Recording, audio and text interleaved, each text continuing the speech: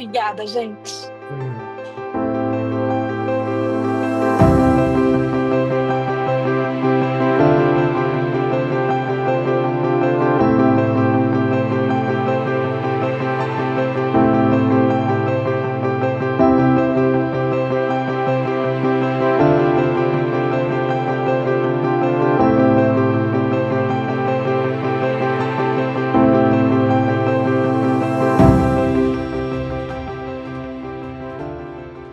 Mãe, tá tudo bem? Eles conseguiram, filha. O problema não é a químio. É essa minha alergia ao medicamento. Eles não estão achando solução. Eu fui hoje na sua indicação. E o médico disse que eles vão pesquisar, que vão fazer de tudo. A gente vai cuidar de você.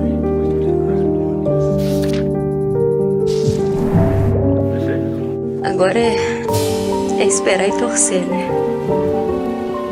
Ana, conseguimos. Encontramos uma alternativa. Eu não acredito. Mais importante do que ser o maior grupo de oncologia da América Latina é ser a melhor companhia na sua jornada. Oncoclínicas. Sua vida. Nossa vida.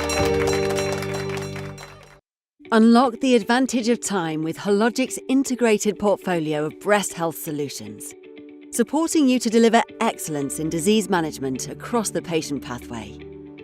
We understand that time is critical when it comes to the detection, diagnosis, and treatment of breast cancer. We found something that might be serious. A sentence everyone fears. Everything goes numb, and suddenly you desperately try to interpret every movement, every facial expression on your physician, and 1,000 maybes flash through your head. Maybe I must talk to my family. Maybe I will lose my hair. Maybe I don't have the strength for this. Suddenly, your life becomes unforeseeable. You feel vulnerable, weak, and helpless. The last thing you want in breast cancer screening is a maybe. With Mammomet Be Brilliant, our next-generation mammography system, we are introducing Platinum Tomo, a new dimension in image quality, enabling accurate and uncompromised results for every patient. Smart, fast, and intuitive workflows taking patient centricity to a new level, and offering a convenient path to diagnostic clarification. We cannot take away the worries that come with a breast cancer diagnosis. But we can fight the anxiety caused by uncertain results. All to exclude the maybes.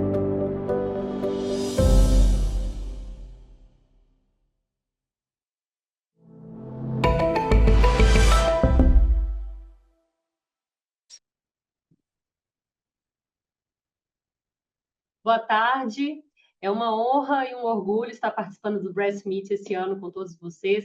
E agora nós vamos dar início ao bloco 6, que vai falar sobre alternativas minimamente invasivas para tumores invasores, que conta com a presença de ilustres convidados e que, para que a gente possa conhecê-los, eu vou fazer a leitura dos seus mini-currículos.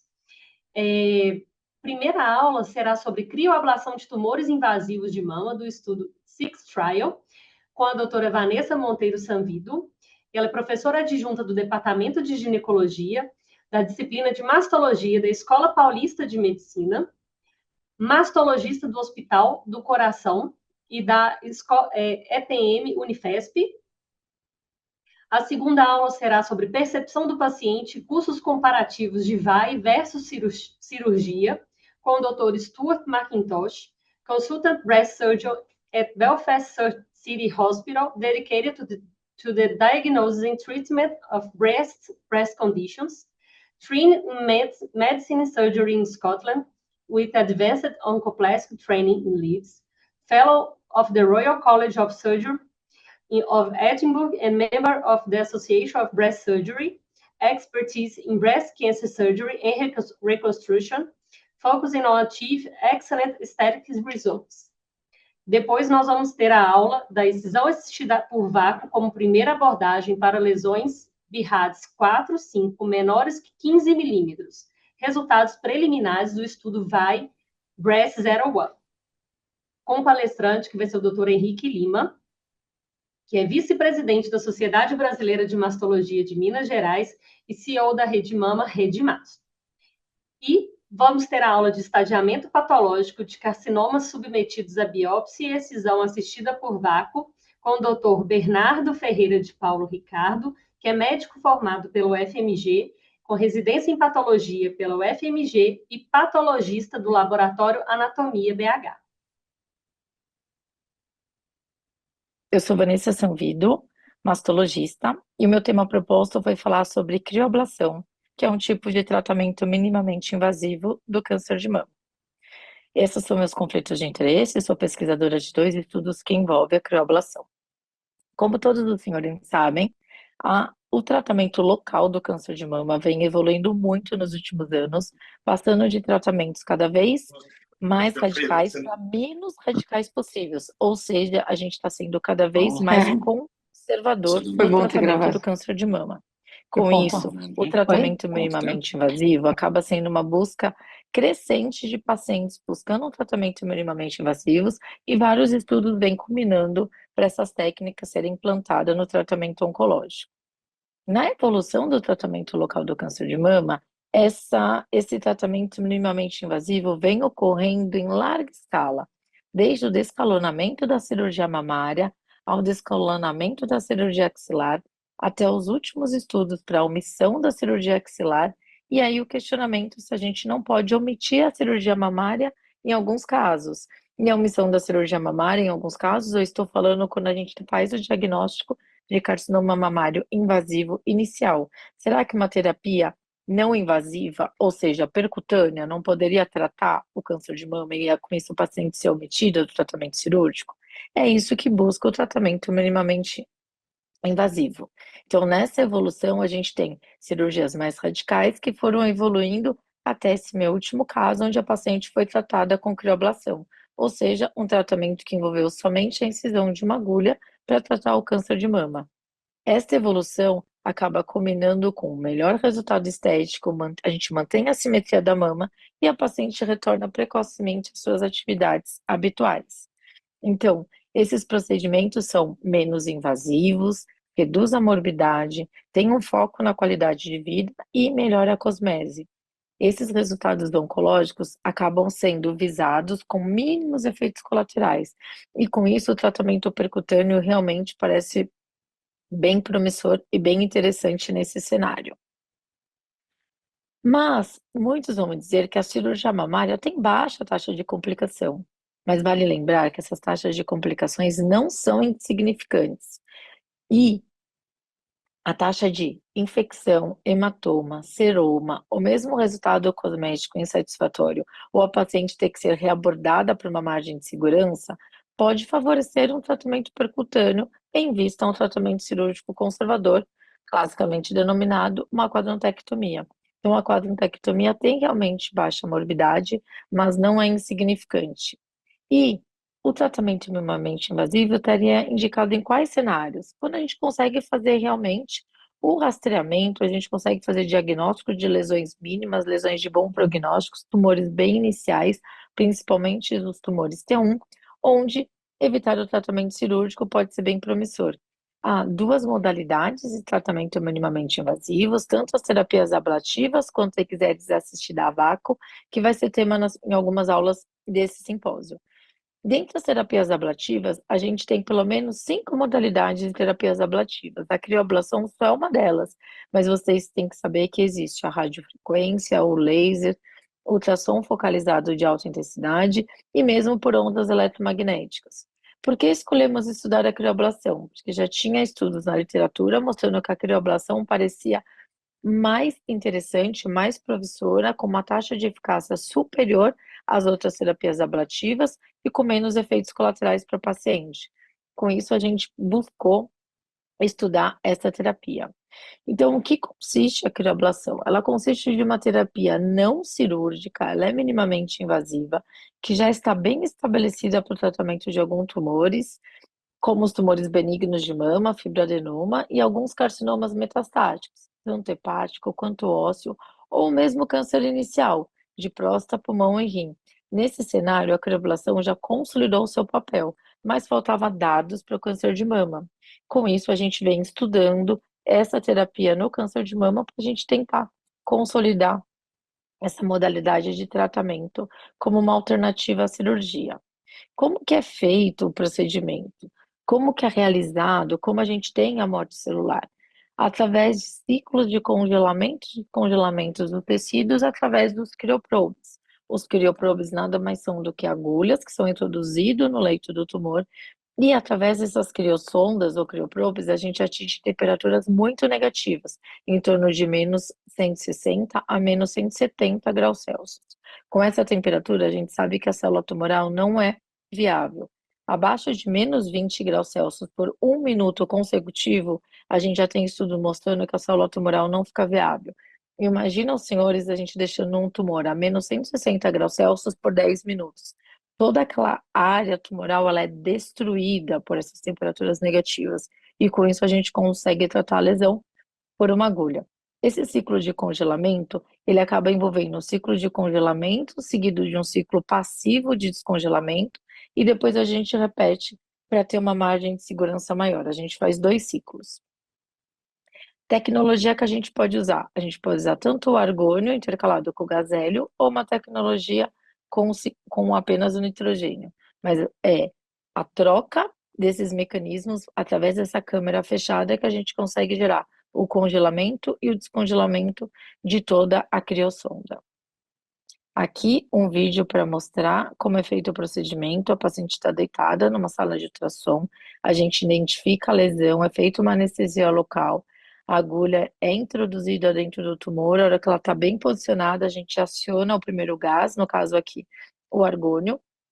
Acionado o argônio, é formado esse ice ball que vai envolver toda a lesão tumoral com uma margem de segurança. A gente tenta dar pelo menos 1 centímetro de margem para cada centímetro, tanto lateral quanto antero-posterior, para a gente ter certeza que a gente destruiu todo o leito do tumor. E na literatura, o que a gente tinha até o momento? Alguns estudos. O ACOSOG 1072, que é um estudo americano, um estudo de fase 2. O problema desse primeiro estudo de crioablação é que a taxa de ablação completa foi de 75%. Esse estudo tem várias críticas por seleção de pacientes.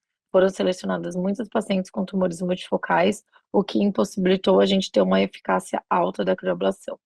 O IC3 foi o estudo publicado ano passado, em setembro de 2024, com 5 anos de segmento de pacientes tratadas com crioablação e seguidas. Essas pacientes não realizavam cirurgia. E a taxa de recorrência loco-regional realmente em 5 anos foi baixa, 3,7%. Tanto o Frost quanto os dados do estudo japonês, o Kameda, não foram publicados até o momento. E a gente tem vários estudos em andamentos, mas sem resultado na literatura ainda. O IC3, que é o principal estudo, o que vale a pena a gente frisar é os critérios de inclusão eram pacientes acima de 60 anos com carcinoma invasivo unifocal com até 1,5 centímetro e esses resultados foram apresentados de 194 pacientes com uma média de idade de 75 anos. Problema desse estudo, só 64% das pacientes fizeram endocrinoterapia e 100% tinham indicações de fazer. E a radioterapia só 13%. Ou seja, a recidiva local foi muito baixa, porém o tratamento adjuvante não foi recomendado e não foi aconselhado em todos os casos. Então, essa taxa de recorrência local poderia ter sido mais baixa ainda. E o estudo não foi estudo randomizado, a gente não consegue comparar com o tratamento padrão, que é a cirurgia.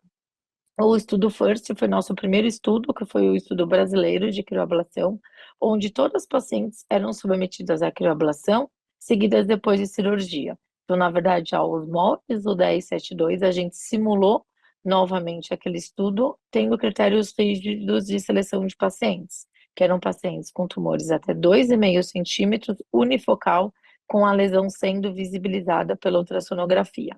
A aplicabilidade do projeto, inúmeras, evita a internação hospitalar, melhora a logística do centro cirúrgico, aumenta a disponibilidade do leito, eu prescindo do médico anestesista, eu trato a paciente com uma forma menos invasiva e ela retorna às suas atividades em 24 horas. Principal benefício de todos que eu disse, evitar realmente o procedimento cirúrgico com raras taxas de complicações. Aqui é um procedimento, no final dele a gente vê só a incisão da agulha, então a paciente sai do procedimento realmente muito satisfeita.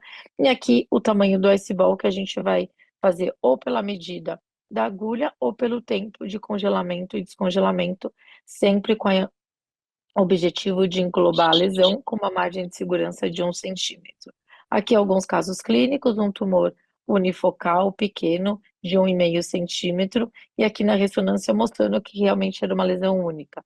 Caso ideal para a crioablação, aqui durante o procedimento, a agulha sendo introduzida, a gente forma o iceball, vocês veem que a margem de segurança é extremamente ampla, a gente faz uma lesão, uma área de destruição da célula 3 vezes maior que a área tumoral, para a gente ter uma margem de segurança e não ter uma recidiva local. Aqui novamente no final do segundo ciclo, então 2 ciclos, cada ciclo durando 10 minutos, então em torno de 20 a 30 minutos a paciente sai da sala do ultrassom e vai para casa. É um procedimento muito rápido e muito fácil de ser executado. Aqui novamente para a gente comparar um exame de ressonância pré-procedimento e pós, você vê no pós que a gente não vê mais aquele nódulo captante, ou seja, a crioablação foi eficaz.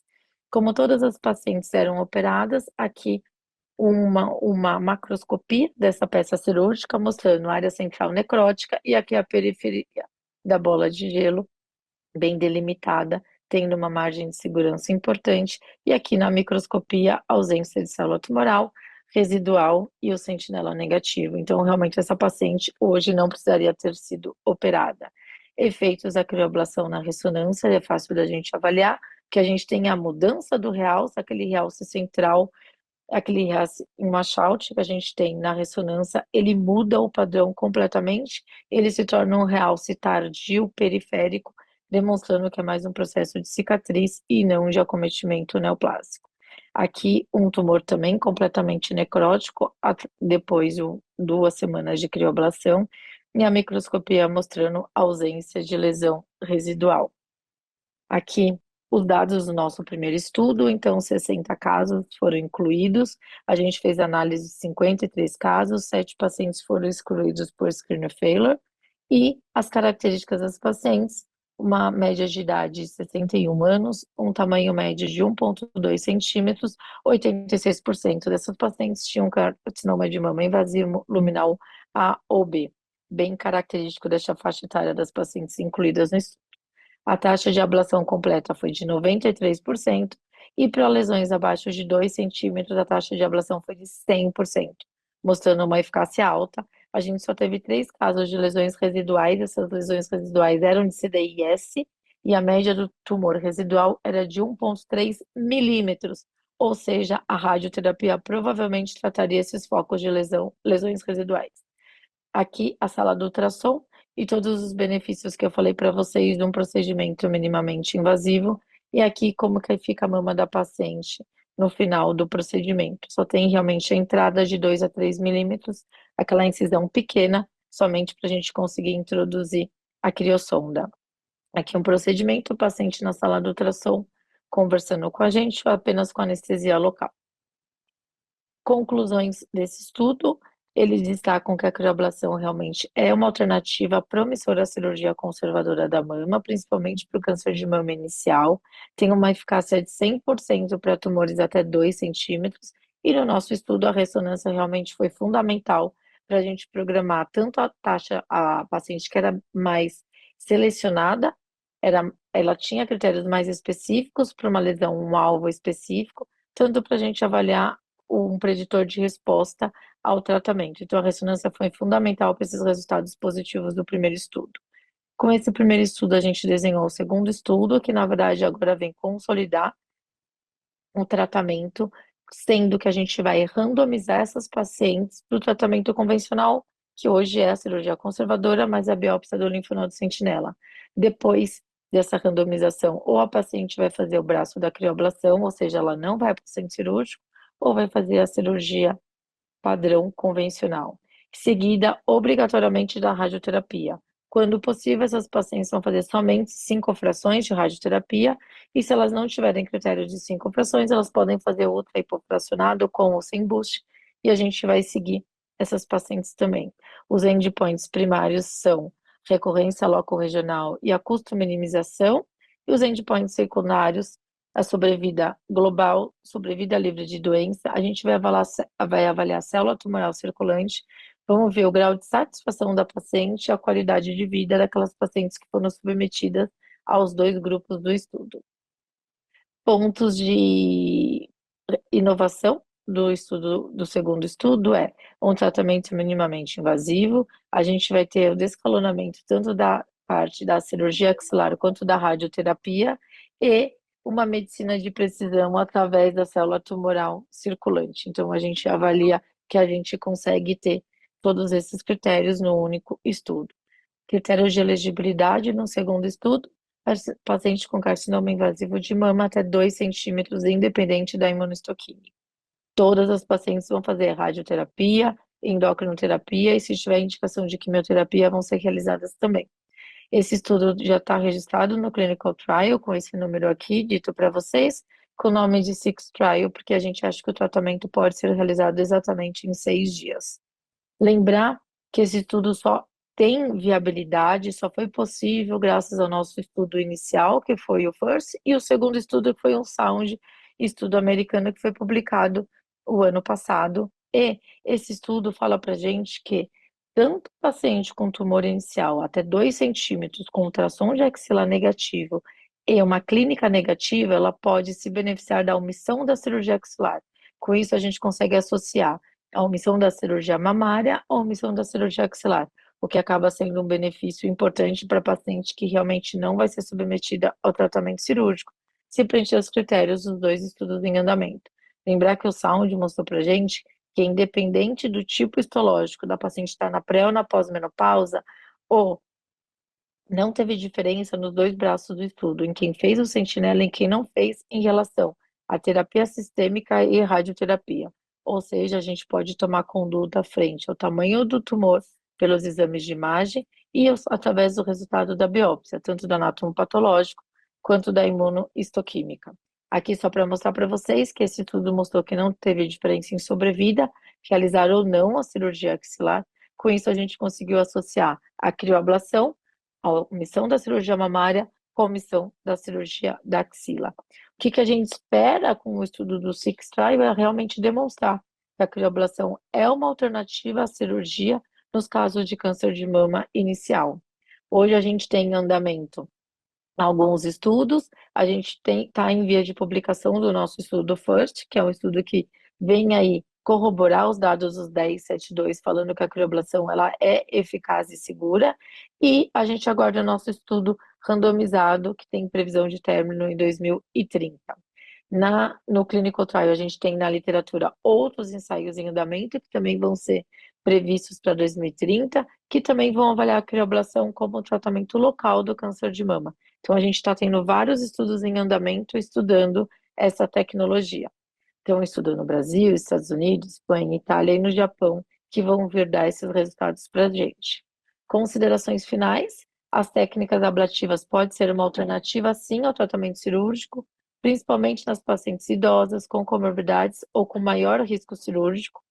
A crioablação é um tratamento promissor à cirurgia e tem um benefício do tratamento minimamente invasivo, e mais estudos são necessários para confirmar que a crioablação pode ser uma alternativa viável à cirurgia mamária. Há necessidade dos ensaios clínicos randomizados, por isso que a gente desenhou esse estudo. O FIRST, que foi um estudo de fase 2, ele é o primeiro estudo de crioablação no Brasil, o que nos deixa muito orgulhosos sobre esse estudo, mas a gente precisa realmente ter um estudo randomizado para conseguir consolidar a crioablação como uma opção de tratamento no câncer de mama inicial. É isso que eu queria falar para vocês. Obrigada. E realmente eu acredito que a gente pode tratar o câncer de mama inicial apenas com congelamento. Obrigada. Thank you very much, and thank you very much for the pleasure of Muito being here. muito obrigado pelo convite para estar aqui. Eu sou Stuart McIntosh, eu sou cirurgião de mama, trabalho em Belfast, no norte da Irlanda, e eu vou falar um pouquinho para vocês sobre a experiência do paciente e implicações econômicas da cirurgia assistida a vácuo versus cirurgia aberta na doença mamária. Aqui os meus conflitos de interesse. Então, por que estamos falando sobre isso? Olha, é muito importante considerar a excisão guiada por vácuo, ou feito por vácuo, é um procedimento muito aceito, remove o volume semelhante de tecido quando comparado à cirurgia aberta, 4 gramas, para garantir que nós temos representação adequada do tecido para a patologia e da anormalidade radiológica, e sabemos que podemos fazer isso sob ultrassom ou guia estereotática. E, na verdade, é hoje uma alternativa à cirurgia de lesões benignas, como o fibroadenoma, e também está cada vez mais sendo utilizado para tratamento de lesões B3 de potencial maligno incerto, e a sua utilidade é marcada pelo seu uso no Reino Unido e nas diretrizes europeias, que já foram publicadas recentemente. Uma das vantagens que nós temos é que nós sabemos que nós podemos fazer avaliação radiológica para avaliar a completude da excisão, quando a gente vê uma lesão completamente excisada utilizando o VAI. Entretanto, ainda temos algumas perguntas a responder com relação ao assunto do VAI.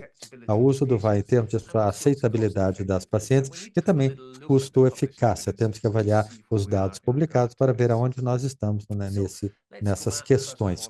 Então, vamos voltar primeiro 10 anos atrás a esse estudo que foi feito na Alemanha, que avaliou, então, a biópsia de mama guiada por vácuo estereotática, uma série com quase 200 pacientes passando por esse procedimento pela classificação BIRADS, todas com procedimentos diagnósticos, todas fizemos o clipe, pacientes instruídas a aplicar pressão local por 60 minutos após o procedimento, e um questionário não validado foi usado às 4 semanas para avaliar o desfecho das pacientes. Esse grupo descobriu que quase 100% das pacientes estavam satisfeitas com os resultados estéticos e apenas 1/3 relatou pequenas complicações, uma parte dessas complicações foram hematomas, e 30% relataram aí dor após o procedimento. 90% que participaram do estudo preferiram o VAB à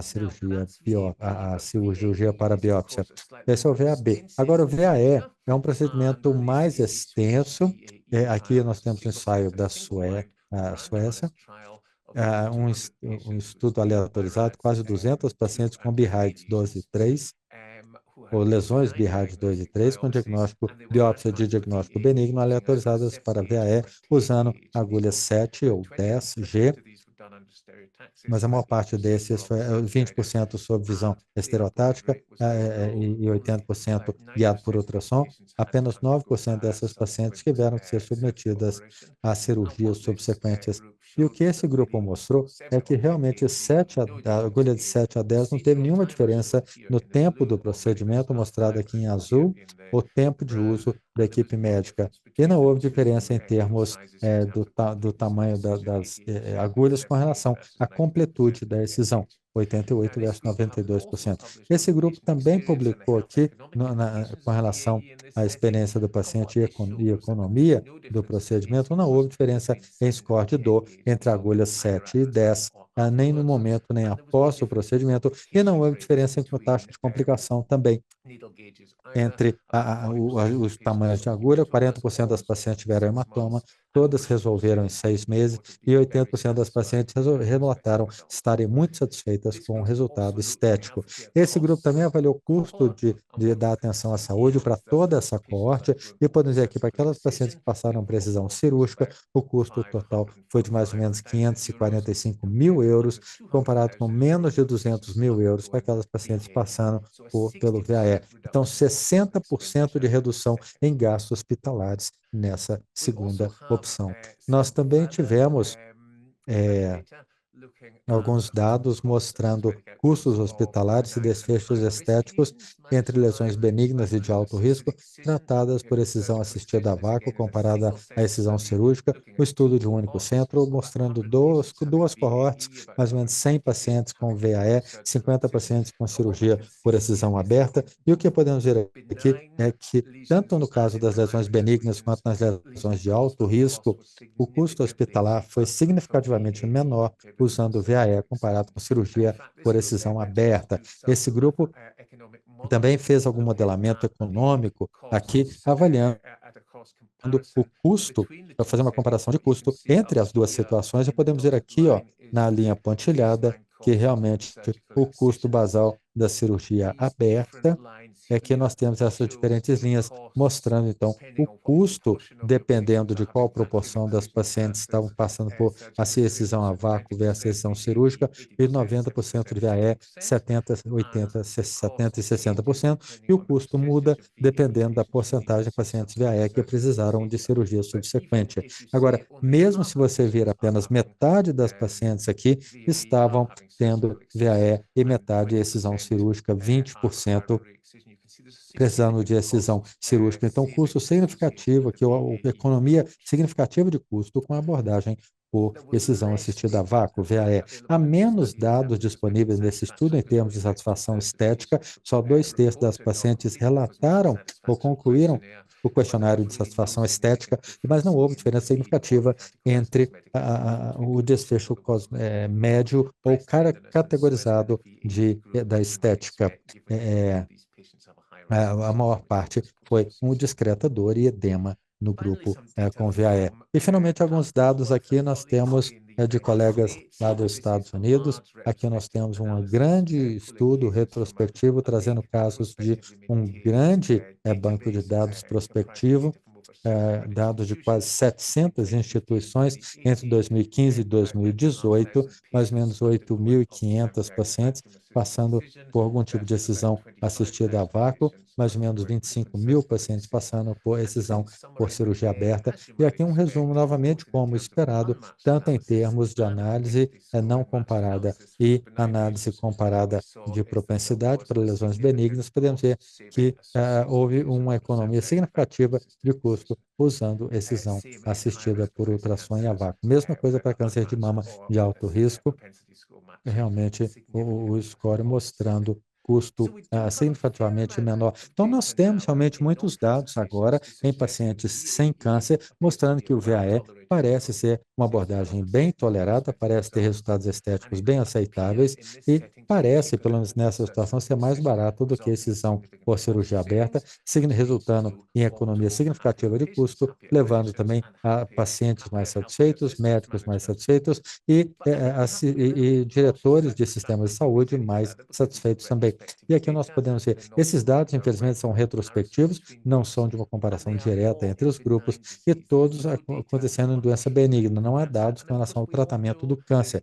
E nós todos sabíamos que as indicações de excisão assistida a vácuo estão se expandindo. E nós precisamos agora, então, de dados prospectivos, principalmente naquelas indicações estendidas, então precisamos de dados com relação à eficácia de custo do VAE para tratar câncer de mama. O que é onde eu gostaria de falar para vocês um pouquinho sobre esse ensaio SMALL, que estamos fazendo no Reino Unido, e o SMALL, um estudo aleatorizado, fase 3, comparando VAE com cirurgia convencional em câncer de mama pequeno, biologicamente favoráveis, e faça a pergunta, essa abordagem é viável, é aceitável pelas pacientes? Podemos fazer com uma taxa aceitável de reexcisão? Implicações de recidiva local são importantes, e, finalmente, podemos omitir de forma segura a biópsia de linfonodo de sentinela nesse grupo de pacientes. Aqui está o esquema do estudo. Esse ensaio envolveu pacientes detectados por triagem com câncer de até 50 milímetros de diâmetro, grau 1, tumores unifocais, aí positivos PR e HER2 negativos. Então, pequenos tumores que talvez nunca ficariam aparentes se a paciente não tivesse feito a mamografia. Então, aqui, estadiamento axilar negativo, aleatorizados, pressão assistida a vácuo ou cirurgia convencional. Pacientes que foram para cirurgia convencional foram tratados da mesma forma entre incisão, segundo a política local, se tiver uma invasão de margens, e terapia endócrina, terapia hormonal, de acordo com a prática local. Pacientes para excisão assistida a vácuo passaram por avaliação radiológica para ver se a lesão foi completamente excisada, retirada, e quando retirada, essas pacientes vão para radioterapia e tratamento endocrinológico, tratamento hormonal feito para que as pacientes possam ficar livres dessas lesões por um período maior. E todas as pacientes foram acompanhadas por até 5 anos com mamografia. Em termos de endpoints primários, o primeiro, a necessidade de um segundo procedimento, numa comparação aleatorizada de não inferioridade, e o segundo ponto foi uma análise de um único braço, vendo taxas locais de recidiva segundo o VAE, com análise de um único braço, com um limite não aceitável pré-especificado de 3% a 5 anos. Amostra com 800 pacientes. Agora, com relação a essa apresentação e essa discussão, nós temos uma faixa de desfechos secundários que temos poucas complicações, tempo de recidiva, tempo de câncer de mama contralateral, qualidade de vida, mostrando avaliação estética, mostrando cirurgia conservadora, e aqui análise de economia. Então, gostaria de falar para vocês agora muito rapidamente, ao final dessa apresentação, sobre aceitabilidade do paciente, porque agora nós temos uma pequena abertura com 5 anos, aqui um pequeno número de pacientes, podemos ver aqui dos nossos registros de tratamento de triagem, identificamos quase 5.000 pacientes com critérios radiológicos de entrada, com quase 1.500 elegíveis para o ensaio clínico. As doses foram abordadas e todas as pacientes abordadas, 46% consentiram em participar, que é uma alta taxa de captação para um ensaio clínico aleatorizado cirúrgico, e eu acho que isso reflete o fato de que a abordagem VAE é aceitável para pacientes. Apenas 1/3 dessas pacientes recusaram porque não queriam passar por VAE. Outras porque não queriam fazer biópsia de linfonodo sentinela, outras não queriam radioterapia, outras por opções pessoais, etc. Então, para completar, agora, com entrevista de algumas pacientes no nosso estudo, essas entrevistas ainda não foram completamente analisadas, mas vou mostrar algumas citações que os pacientes nos deram durante as entrevistas para destacar a experiência da paciente com VAE. Como vocês podem ver aqui, favoráveis, você não tem que ir para o hospital, o procedimento é de um dia, você entra e sai rapidamente, sem complicação. Paciente que teve um VAE não bem sucedido, teve que ir para a cirurgia, ela falou, olha, vale a pena, é muito mais simples do que a cirurgia, não foi longo, foi tudo muito bem, não tive que passar por biópsia, sem cicatriz, isso é positivo, eu recomendaria com certeza, apesar de não ter funcionado para mim. Obviamente, citações selecionadas de pacientes, continuamos a fazer as entrevistas e vamos fazer uma análise mais detalhada desses dados qualitativos, mas já dá uma indicação para a gente do tipo de informação que esperamos obter a partir desses tipos de estudo, do estudo SMALL. Eu revi alguns dos dados com relação a custo-eficácia de algumas condições benignas, mas se o VAE for clinicamente feito para câncer de mama, isso vai ter importantes implicações de custo, mas ainda precisamos realmente considerar isso com muito cuidado, porque em pacientes que vão evitar a cirurgia, vão passar para o tratamento hormonal, etc. Então, há custos adicionais associados ao tratamento, talvez haja custos adicionais associados a exames de imagem, e também com outras consultas para segunda opinião. Então, nós vamos fazer uma análise final econômica considerando todos os fatores associados, usados no ensaio clínico e em outras análises, novamente dados para corroborar o uso do VAE no tratamento de câncer de mama, que vai vir desse estudo small, mas ainda vai demorar um pouquinho para ser publicado. Mas não vai demorar tanto não, porque como vocês podem ver aqui, gente, a partir do gráfico de recrutamento acumulado, nós estamos bem à frente do nosso cronograma, já recrutamos quase 700, 800 pacientes, antecipamos encerrar o recrutamento em maio, junho do ano que vem, com dados primários aí de endpoints que vão seguir, logo em seguida vão ser publicados. Espero ter dado para vocês uma ideia geral dos dados com relação a custo, eficácia, implicações de custo e satisfação de pacientes, experiência de paciente com VAE. Vai haver mais dados aí no câncer, na situação de câncer. Aqui é a equipe do nosso site clínico Small. E é claro, eu estou aqui e fico à disposição para responder perguntas. Muito obrigado. Olá, como vão? É um prazer estar aqui e hoje eu vou falar um pouco sobre a incisão assistida a vácuo como abordagem primária para lesões B4 e B5 de BIRADS, com o objetivo de diagnosticar e tratar em um só tempo cânceres de mama com menos de 15 milímetros. Meus conflitos de interesse e a incisão assistida a vácuo. Ela pode ser uma incisão assistida a vácuo diagnóstica, que é a retirada da lesão toda, eventualmente, com menos de 15 milímetros, ou pelo menos 4 gramas, que é uma quantidade de tecido suficiente para dar um bom diagnóstico. Você tem a incisão a vácuo terapêutica, que tem o objetivo de retirar e excisar toda a lesão, com margens, e você tem a biópsia cirúrgica, que é compatível em volume a essas situações. Existem várias oportunidades para substituir a cirurgia convencional aberta pela incisão assistida a vácuo. Uma dessas oportunidades é nas lesões B3, que são as lesões de potencial de malignidade incerto na core biópsia ou biópsia a vácuo. E a outra possibilidade é a substituição da cirurgia aberta no tratamento dos cânceres de mama iniciais com menos de 15 milímetros, tanto in situ quanto invasores. Existe uma racionalidade por trás disso. A primeira racionalidade é o desenvolvimento tecnológico recente das técnicas percutâneas, que permitiu, então, você imaginar possível e executar ressecções percutâneas de pequenos tumores. As lesões B3 são lesões que têm um potencial de malignidade indeterminado que varia de 8% a 35%, dependendo da lesão, e já está bem estabelecido em vários protocolos mundiais, como o do NHS, que a incisão a vácuo é uma alternativa para as diversas lesões B3. Variam um pouco as exceções. No NHS, a exceção seria o tumor filóides e os papilomas com atipias. Consenso internacional de lesões B3, a incisão seria hiperplasia ductal atípica, a exceção hiperplasia ductal atípica e o tumor filóides.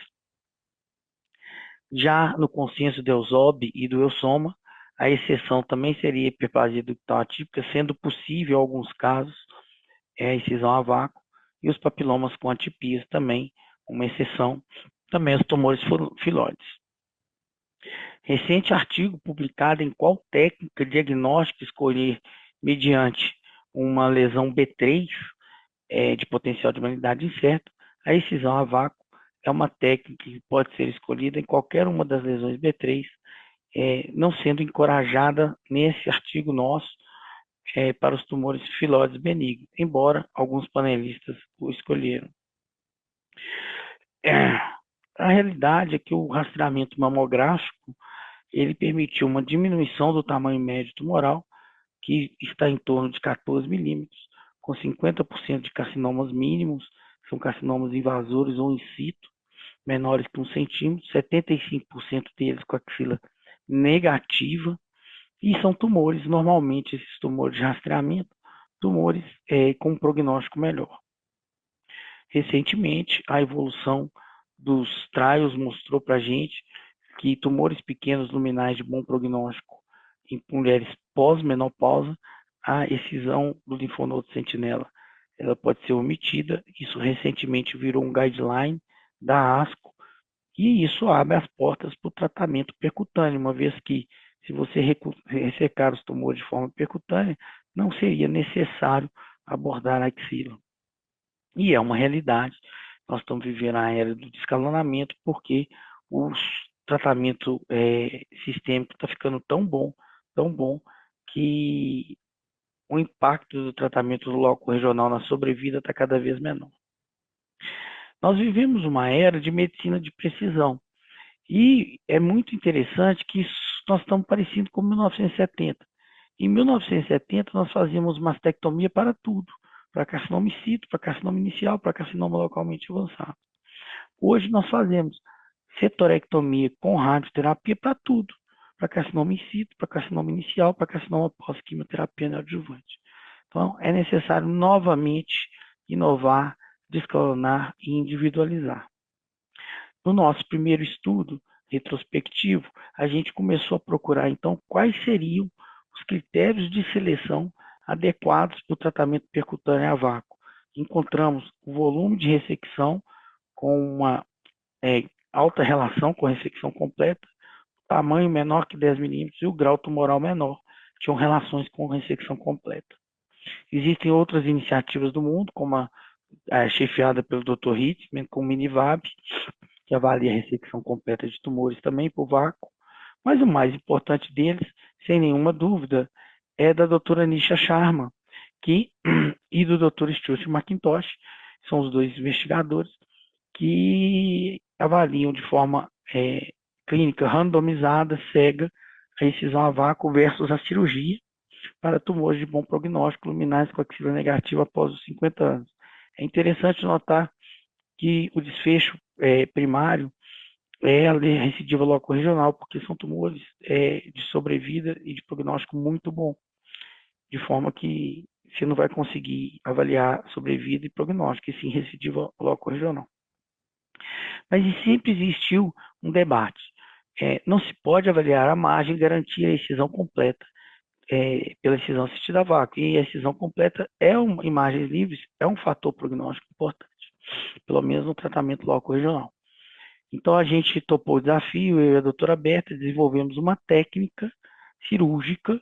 Então a excisão assistida a vácuo com shaving das cavidades é uma cirurgia minimamente invasiva desenvolvida por nós, em que nós fazemos a excisão do tumor e depois da excisão do tumor, nós voltamos naquela cavidade e colhemos toda a cavidade em 360 graus com 12 fragmentos e observamos então se esses fragmentos da cavidade não têm mais tumor e eles representariam a margem cirúrgica. Num país como o Brasil, as mulheres demoram muito tempo entre o diagnóstico e o tratamento. 56% das mulheres demoram mais de 60 dias. Então, se a gente conseguisse diagnosticar e tratar os tumores em um só tempo, nós publicamos, então, iniciamos um trial, um estudo prospectivo de braço único, que é o VIBRASS-01 protocolo, que avalia o tratamento e o diagnóstico em um só tempo de pequenos cânceres de mama. Esse é o fluxograma do nosso estudo, basicamente lesões B4 ou B5 do BIRADS, menores que 15 milímetros, são submetidas à excisão a vácuo com o shaving da cavidade. Critérios de exclusão: se as lesões têm calcificações extensas, se os pacientes têm discasias sanguíneas ou se não querem participar. A paciente é submetida a mamografia e ultrassom e é depois submetida à excisão a vácuo e o shaving da cavidade. Depois da excisão a vácuo e o shaving da cavidade, aquela cavidade é clipada. Se a lesão é benigna ou uma lesão B3 de potencial de malignidade incerta, aquilo é acompanhado. Se a lesão é multifocal ou multicêntrica, um câncer multifocal ou multicêntrico é excluído. Se existe indicação de quimioterapia neoadjuvante, como por exemplo uma axila positiva, ela é excluída. Então, após o diagnóstico de câncer, é realizado o perfil imunistoquímico, o estadiamento, inclusive o estadiamento axilar, por ultrassom, e submetido então à cirurgia convencional a critério da equipe cirúrgica. Na cirurgia convencional, vai com a incisão a vácuo, o shaving da cavidade, é comparado com a patologia cirúrgica e a gente consegue então observar se a incisão a vácuo com o shaving da cavidade conseguiu predizer a ausência de doença residual na cirurgia convencional. Um endpoint secundário do estudo é a segurança dessa estratégia para as lesões B3, além das complicações e da satisfação das pacientes. Alguns casos ilustrativos, o caso 116, a paciente 116, ela teve um carcinoma lobular in situ, né, uma neoplasia lobular, em 2023, e a partir daí iniciou um acompanhamento com ressonância anual. Na segunda ressonância, em agosto de 2025, o trial já estava aberto, ela apresentou um nódulo irregular de 10 milímetros na ressonância. Nós fizemos a excisão a vácuo desse nódulo irregular.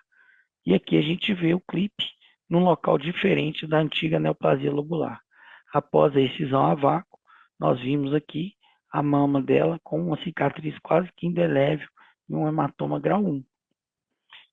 Essa paciente, então, com shaving que veio negativo, foi para a cirurgia, porque ela tem que ir para a cirurgia, e na cirurgia não tinha mais tumor residual. Então, o shaving realmente foi capaz de predizer a ausência de tumor residual na cirurgia. A satisfação da paciente com o excisão a vácuo com o shaving foi 42 em 44 pelo breast key que nós estamos avaliando, e na cirurgia foi 44 porque ela queria implantes, né? Na verdade, ela acabou ficando com uma mamoplastia de aumento que nós demos a ela.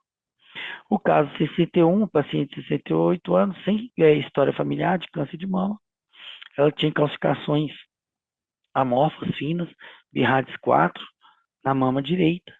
Essas calcificações eram suspeitas, como eu falei, 7 milímetros de extensão, e a gente fez, então, a excisão assistida a vácuo com shaving da cavidade das margens, com uma agulha de 7 gauge, um procedimento que demorou 19 minutos e 55 segundos.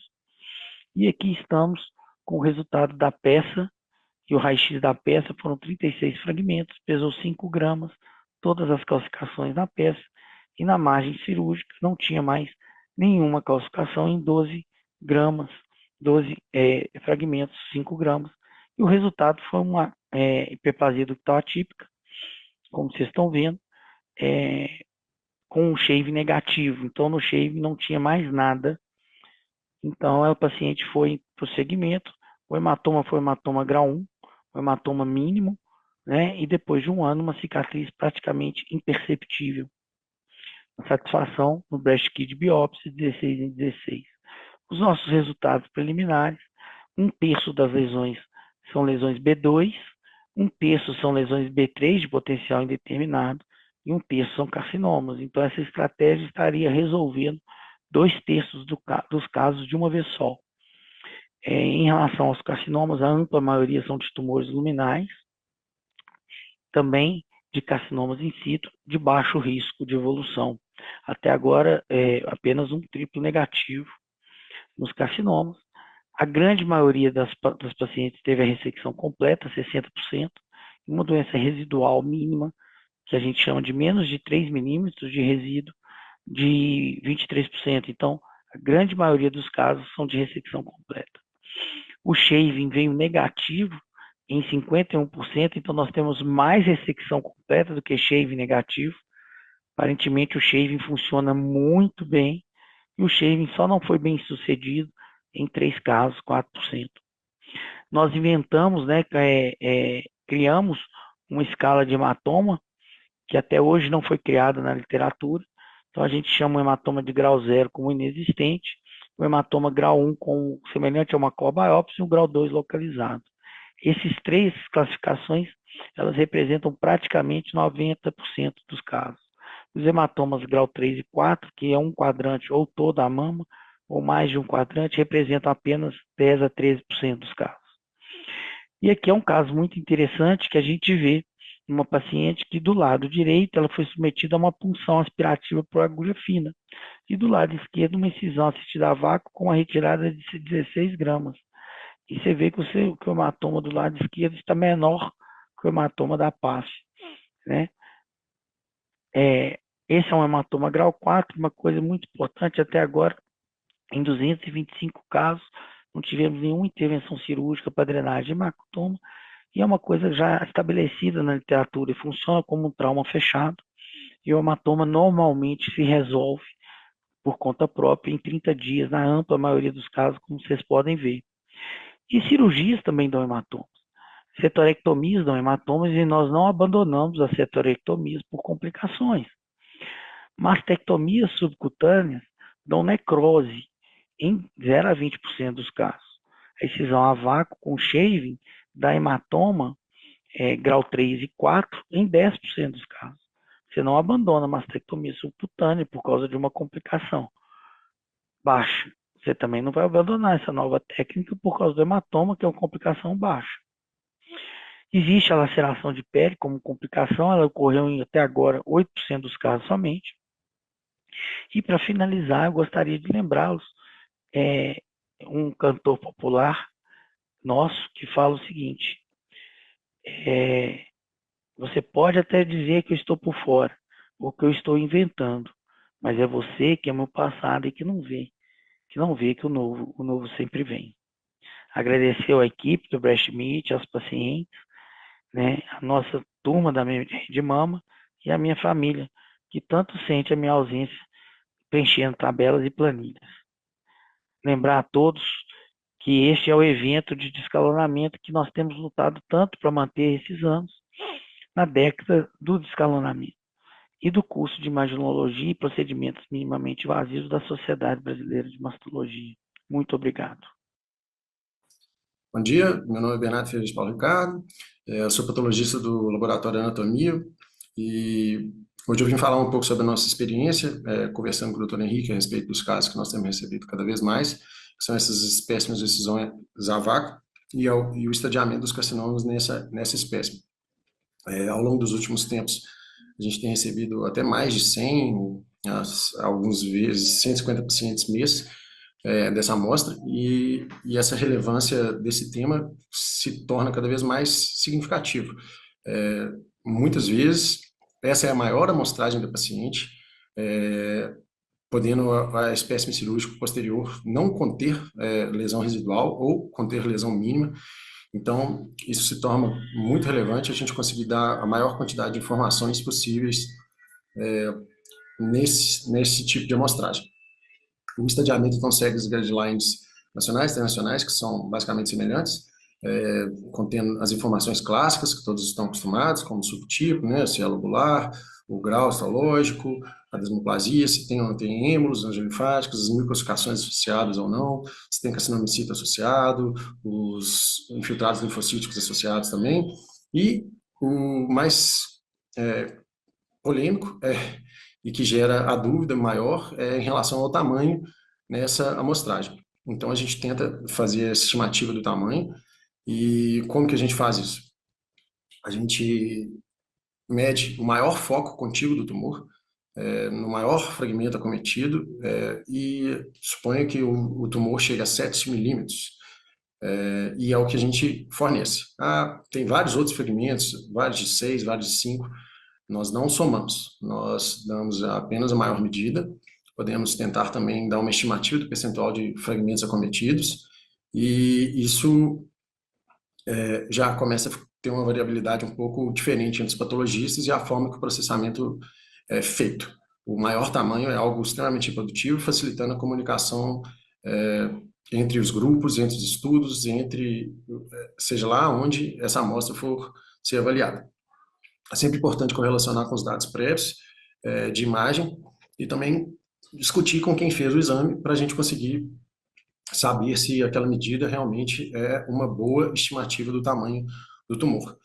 Só um parênteses nesse caso, é que muitas vezes o pessoal acha que a medida num setor, numa mastectomia, ela é extremamente fidedigna do T imaginológico, ao contrário da VAI, que possivelmente subestima. Lesões pequenas, elas podem também ser subestimadas em setor, quadrante, em mastectomia. Se você pensar que você tem que cortar um setor, imaginando que a lesão está em determinado local, e você acertar exatamente o corte no diâmetro maior da lesão, e depois ainda conseguir, após desbastar o bloco de parafina onde a lesão está, continuar com maior foco contíguo de tumor e chegar no mesmo T imaginológico prévio da cirurgia, isso é muito pouco provável de ser extremamente repetido em diversos setores e espécimes cirúrgicos a serem realizados nas pacientes. E como que vem o espécime das excisões a vácuo? Eles podem variar a quantidade de coágulo e de sangue e de tecido. O da esquerda, por exemplo, vocês veem que tem uma quantidade muito maior de coágulo que o da direita, onde a gente vê aqueles fragmentos um pouco mais brancacentos, e eles vêm todos juntos. E então, o que nós tentamos fazer é separar esses fragmentos. Nós não conseguimos separar muito bem o que é um nódulo parenquimatoso benigno de um nódulo parenquimatoso provavelmente maligno. Não temos o contraste, o material vem muito fragmentado e pequeno. Então, o que nós fazemos diante disso e dessa impossibilidade de avaliação macroscópica de lesões nodulares é fazer uma inclusão total dos fragmentos, tentando separar a quantidade de coágulo do que é de fato tecidual, evitando também o preenchimento exagerado de cassetes, a fim de não ter uma boa amostragem na lâmina do que está no cassete. Se você enche demais o cassete, bota diferentes níveis, sobreposição de fragmentos, na hora que você corta a lâmina, os planos, os fragmentos que, se você encher demais o cassete, os fragmentos que estão em cima, eles podem não ser bem amostrados, potencialmente gerando um falso negativo ou algo nesse sentido. Então, tentar não preencher o cassete mais, tentar fazer uma camada fina de fragmentos, separando os coágulos para não encher demais esses materiais, podem ajudar bastante a gente conseguir dar uma melhor estimativa e uma avaliação mais adequada desse material. Obviamente, isso gera uma limitação financeira, que é algo que a gente tem que ter em mente, os médicos que fazem isso. O Brasil é um país relativamente pobre, e que os procedimentos são remunerados de forma, muitas vezes, baixa. E a gente, pelos planos de convênio, pelos códigos TUS e companhia, esse tipo de amostra ela é remunerada da mesma forma que uma core biópsia, que vem muitas vezes 4 fragmentos, gera um bloco de parafina, precisa de um técnico para emblocar, para fazer o corte. Esses materiais, muitas vezes, a gente consegue até mais de 10, 12 blocos, gerando toda uma sequência de trabalho, arquivamento, custos de arquivamento, custos de processamento completamente distintos e tendo a mesma remuneração de uma core, o que gera dificuldades. Então, isso precisa ser discutido, especialmente em algumas localizações onde depende de tabelas que não remuneram muito bem, podendo gerar essa dificuldade, e eu acho que esse tipo de amostra vai acabar precisando de passar por algum tipo de discussão mais séria sobre isso, para ver se a gente consegue melhorar isso e conseguir fazer e garantir uma análise mais adequada desse tipo de material. As orientações, como eu disse, então, é tentar separar os coágulos, sempre ajuda. Você bota os coágulos, como vocês veem, mais no cassete que está à direita, mais enegrecido, né, com os fragmentos enegrecidos, aqueles são os mais ricos em coágulos, ao contrário da esquerda, onde a gente tenta não encher muito o cassete, não botar diversos níveis para evitar aquela subamostragem, fragmentos que estão muito profundos no bloco de parafina não aparecerem. Então, isso dá para vocês discutirem com patologistas, vocês vão ver que existe essa limitação de custos em muitos locais, então tentar conversar para vocês entenderem essa dinâmica e tentar otimizar isso para aumentar a qualidade da análise da amostra da paciente. À esquerda vocês veem um material mais representativo de parênquima mamário, de fato, tanto neoplásico quanto de benigno, ao contrário da direita, onde você separa. Então, tentar separar isso melhora bastante a avaliação do material. Aqui, um exemplo das lâminas confeccionadas dessas excisões a vácuo. Os fragmentos mais róseos e roxos são, de fato, tecido e parênquima mamário, tanto neoplásico quanto benigno, e os avermelhados seriam esses coágulos, essas hemácias, né, e sem representação de parênquima. Muitas vezes, no meio desses coágulos, a gente nota microscações, epitélio carcinomatoso destacado, então é importante incluir aquele material também. Às vezes, isso dá uma dica para a gente que pode ter lesão escondida em fragmento que não foi detectado inicialmente. E o próprio patologista, principalmente com a experiência acumulada, vai vendo que alguns indícios levam a querer aprofundar esse material. E é outra coisa que gera custo aumentado. É uma amostra que exige todo um processamento e um cuidado e toda uma análise diferente em relação à core. Como vocês veem nesse caso, nós temos um fibroadenoma, que era o que causava o acompanhamento dessa paciente já há alguns anos, e surgiu um carcinoma também ao longo desse tempo. Na imagem de cima à direita vocês veem o fibroadenoma, e na imagem de baixo o carcinoma. Já no fibroadenoma lá em cima, já tem um pouquinho de carcinoma chegando nele. Embaixo, a gente consegue ver a maior medida deste caso, que seria essa linha verde, que deu por volta de 5 milímetros, e é o que a gente faz. Como vocês podem notar, a linha ela acaba no meio do tumor, e começa também no meio do tumor. Então, por mais que a gente tenha chegado em 5 milímetros, essa lesão é extremamente provável que passe de 5 milímetros. E aí é a hora importante da gente fazer uma correlação imaginológica prévia e tentar entender se essa lesão era algo mais por volta de 10 milímetros ou algo mais por volta de 5 milímetros. E isso a gente faz em reuniões e discussão com o médico, assistente, com alguma frequência para tentar dar o melhor estadiamento para essa paciente. Aqui um detalhe, né? Na imagem de cima do carcinoma, chegando no fibroadenoma, que ela vinha sendo acompanhada há mais tempo, e indo mais para cima na própria imagem, o carcinoma já francamente invasivo, pegando tecido adiposo e tudo, próximo a essa lesão fibroadenomatosa. Essa era uma paciente de 47 anos que estava com esse nódulo, ficou como um carcinoma grau 1 e teve o shaving sem lesão residual. O que seria esse shaving que a gente tem recebido também já há algum tempo? Após a retirada da lesão, volta-se naquela loja cirúrgica e retira o tecido imediatamente adjacente ao que foi gerado pela retirada da lesão. Se esse shaving vir negativo, a gente consegue uma correlação melhor do ponto de vista que a imagem foi retirada e, de fato, ela foi toda retirada e não tinha uma lesão que não gerava alteração imaginológica no tecido adjacente, aumentando a chance de fato, a lesão ter sido totalmente retirada após o procedimento de excisão a vácuo. Esse caso também, nós recebemos também o espécime complementar da cirurgia, com a loja cirúrgica marcada por verde aí, já a loja cirúrgica bastante com tecido enegrecido ali, que é coágulo e hemorragia, né, junto. A gente amostra toda essa parede da loja cirúrgica. Quando tem algum conteúdo, a gente também amostra. E nesse caso, nós notamos aí bastante fibrose, hemorragia, hemociderina já na parede, esteatocnecrose, onde não foi identificado lesão residual nessa amostra pós-excisão a vácuo. Então, como mencionado, o linfonodo sentinela também veio negativo, a loja cirúrgica tinha por volta de 1,5 cm de diâmetro no maior diâmetro, e o tecido era apenas essas alterações, não identificamos outras alterações também em tecido um pouco mais distante, porque como a gente amostra, às vezes, não apenas a loja cirúrgica, a gente também amostra as margens cirúrgicas, avaliando todas essas alterações do parênquima residual da paciente. Tem cito residual, tem alguma microssucação não determinante associada a HDU, a papiloma, alguma outra coisa, a gente faz essa avaliação desse tecido. Nesse caso, não tinha mais lesão, mostrando um potencial preditor de ausência de neoplasia nos espécies cirúrgicas pós-realizada de excisão a vácuo, onde, especialmente com casos com shaving bem negativo, a gente tem visto um volume muito interessante, igual possivelmente será apresentado em outras aulas aí, desses casos com essa retirada. E também aqui um detalhe, que essas amostras elas têm um grande ponto positivo, que elas têm a fixação ótima, elas entram em contato direto com o formol de forma muito rápida, elas são extremamente bem fixadas, assim como a core biopsy, em relação a alguns setores.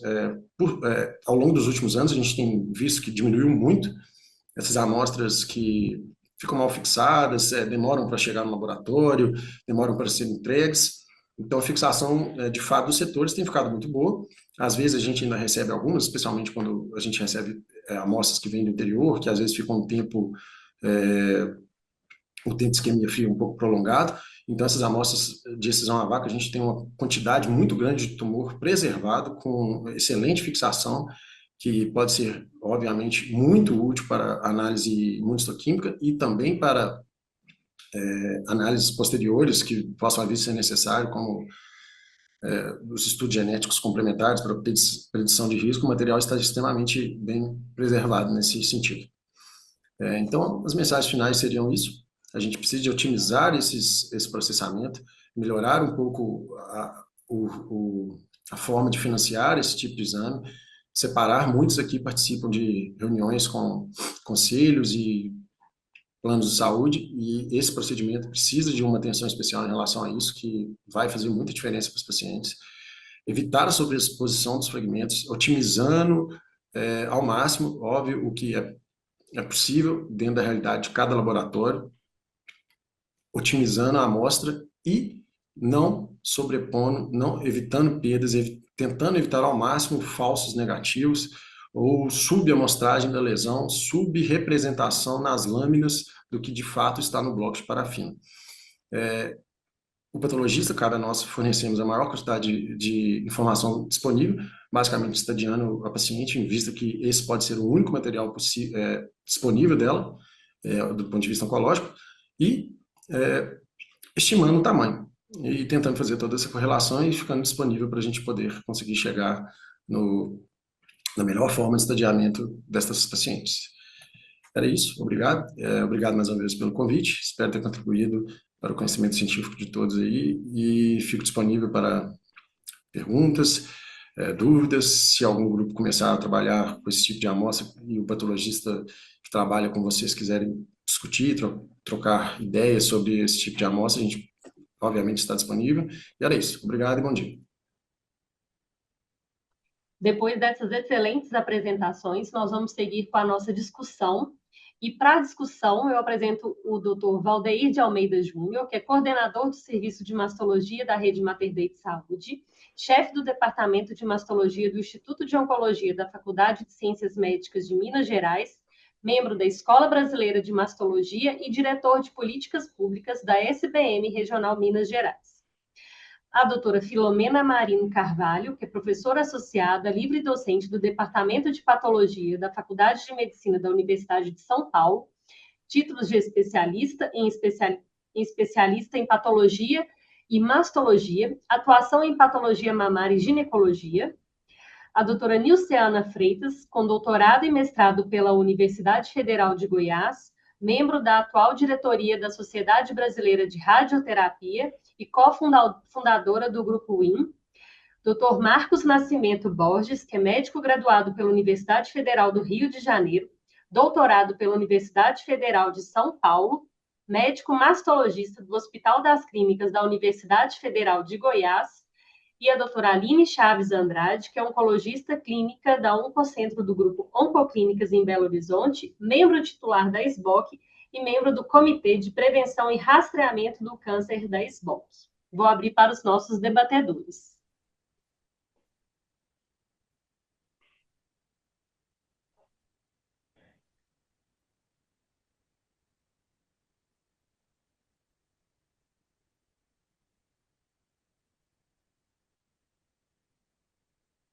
Todos estão já com áudio aberto?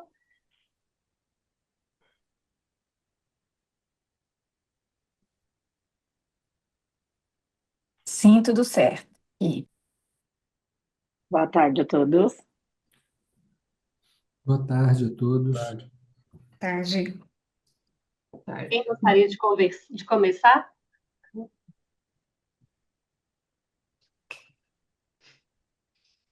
Eu posso começar, se vocês permitem. Por favor.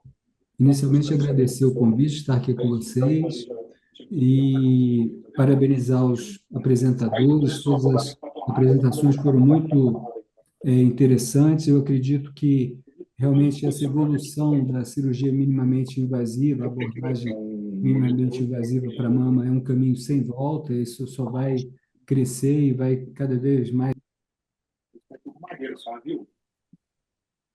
E eu queria conversar sobre algumas dúvidas, principalmente com a doutora Vanessa, quanto à crioablação, em relação principalmente à avaliação do material da patologia. Eu acho que isso é um limitador do método, né?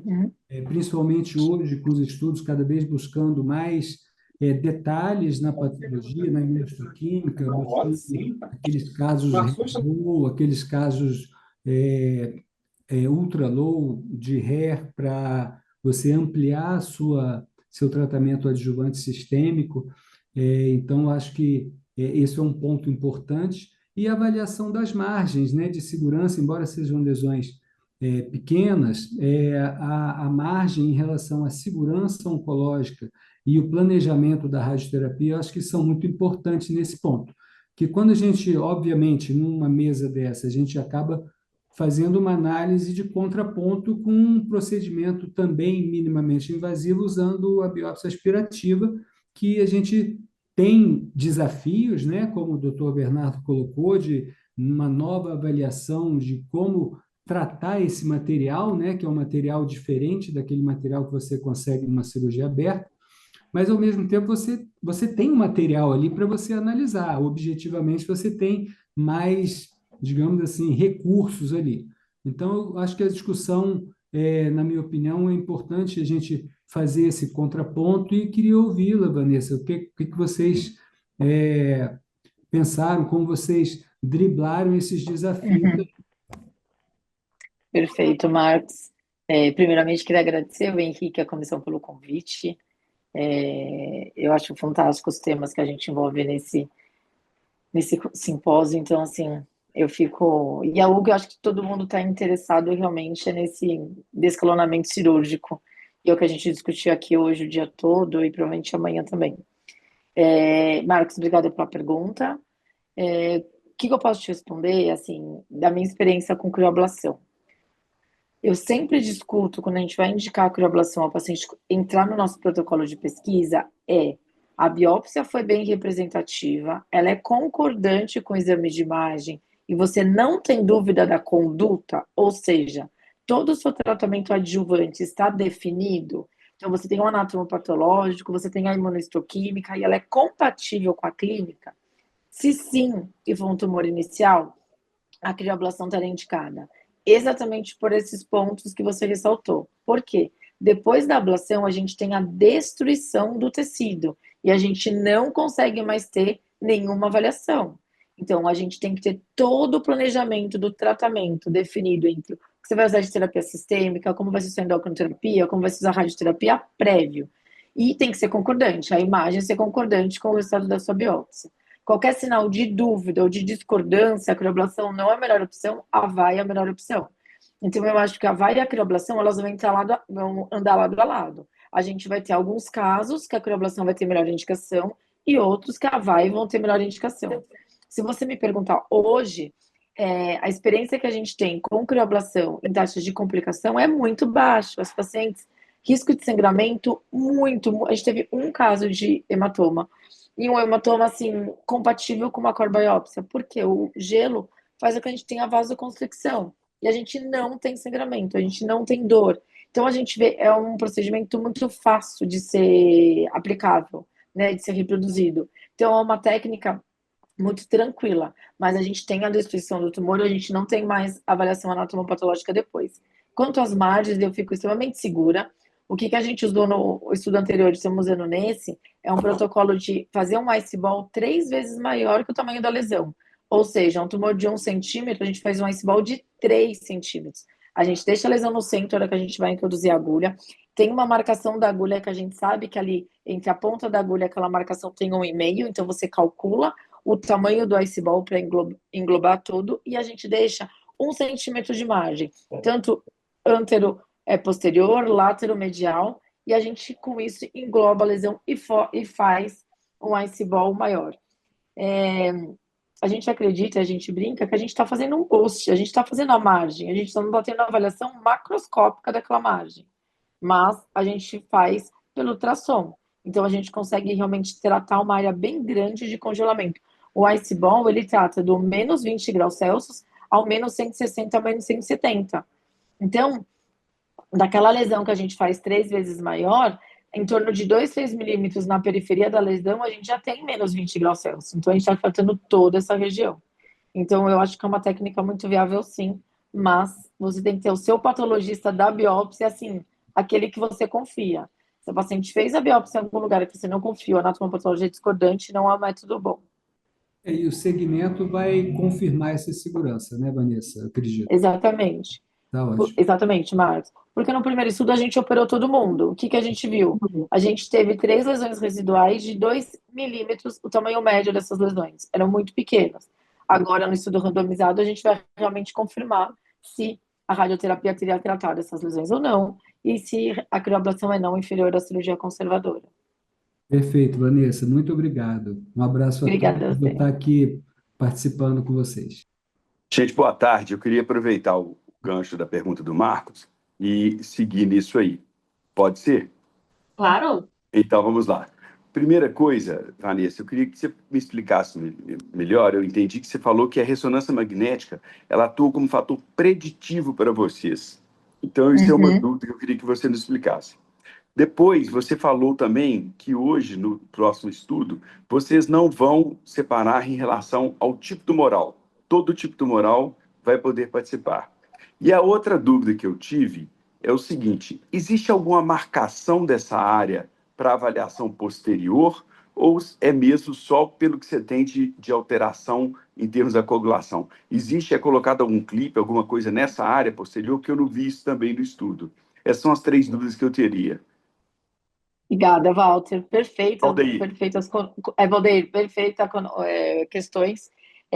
Logo no início, a principal dúvida nossa era como a gente ia seguir esse paciente. Então, todos os casos são clipados. A gente coloca, se a paciente não fez uma mamotomia prévia, ela não tem um clipe, porque às vezes a lesão pequena, fez a cor, é colocado um clipe antes da ablação, no centro da lesão.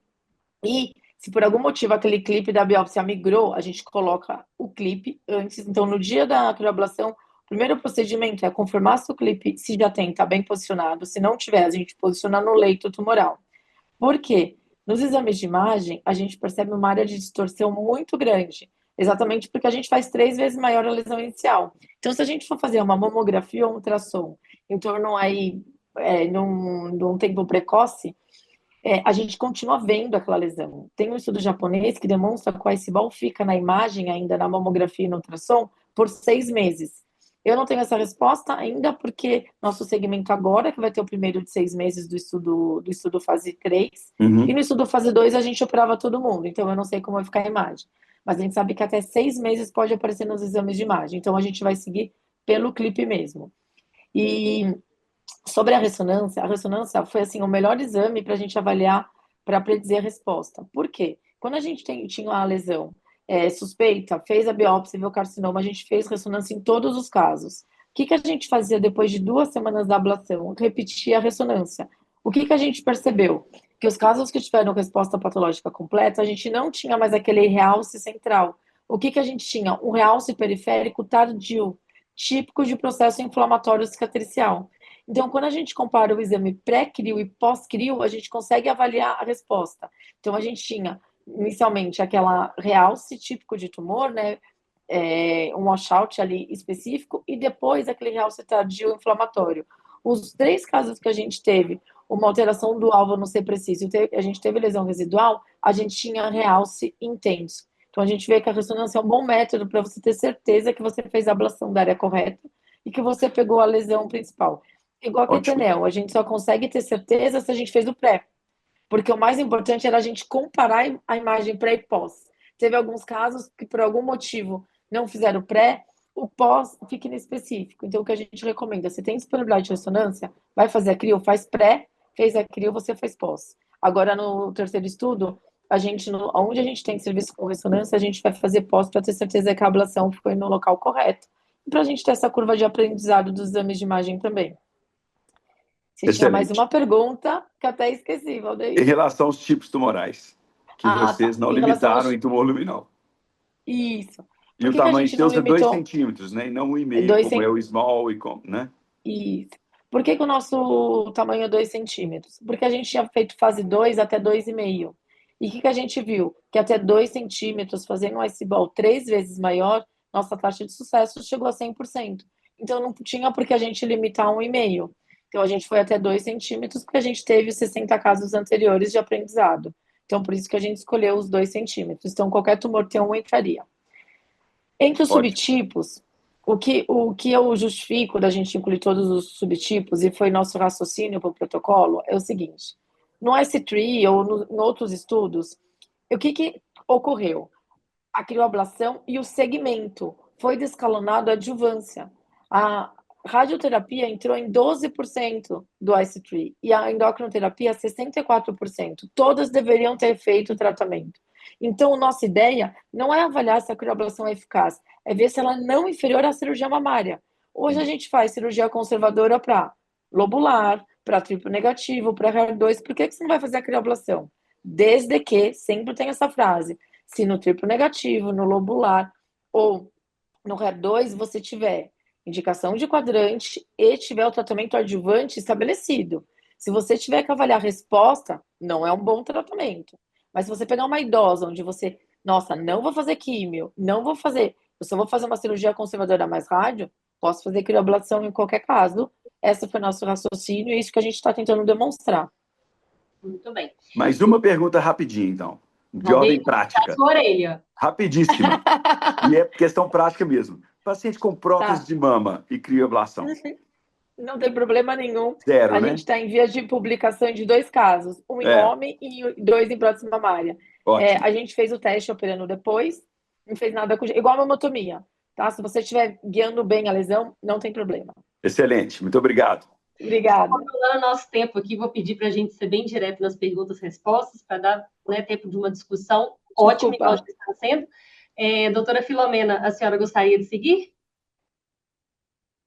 Bom, primeiro, então, deixa eu agradecer, parabenizar o Henrique e toda a comissão organizadora pelo evento maravilhoso.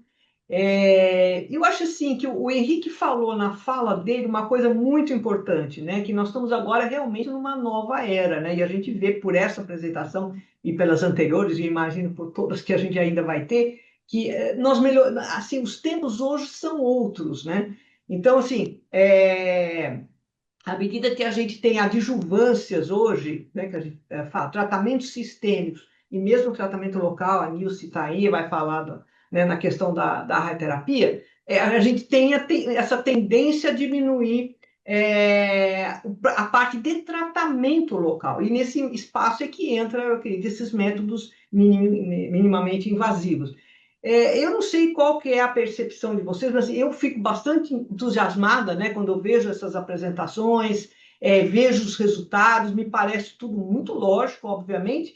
E agora, eu imagino, não sei o quanto vocês gostariam de comentar, na questão da resistência dos colegas, porque, na verdade, acho que talvez o primeiro, quem mais resiste, eu me lembro de quando se colocou a mamotomia, né? Porque realmente foi uma briga enorme, né? Porque todo mundo achava que aquilo não podia ser feito, porque, obviamente, ia resolver muito dos casos, na época, benigno. E hoje a gente vê esse avanço, né? Em relação a neoplasias, inclusive, né? E, para mim, isso me parece óbvio, eu acho que a gente viu pelas apresentações, e a do colega, do Bernardo, que você consegue dar todas as informações que são necessárias para você definir tratamento como vai, né? Então, assim, então, isso é muito interessante e a maior beneficiária disso, obviamente, é a paciente, né? Então, assim, eu me sinto bastante confortável como patologista em examinar os espécimes, com exceção da crioablação, obviamente, que não vem, né? Mas aí eu penso, não, eu preciso caprichar bastante nos dados da biópsia, obviamente, né?